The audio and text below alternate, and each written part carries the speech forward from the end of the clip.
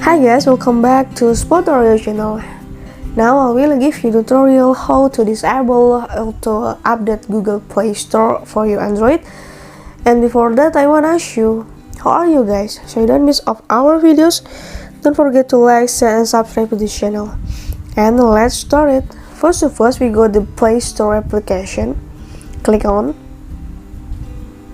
And next, you can click the symbol in the upper of the right corner. Next, click settings. And how to disable, you go to the network and preference, and there is the app download preference, auto update apps, and auto play videos. You can click first the app download preference here, click on, and next you can click ask me every time.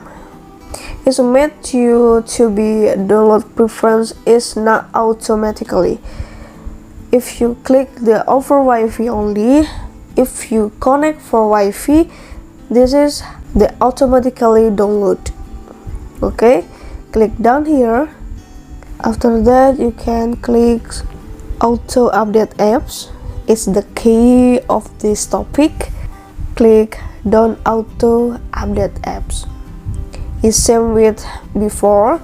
If you click the over Wi-Fi only, if you connect Wi-Fi, it's automatically update. Click done.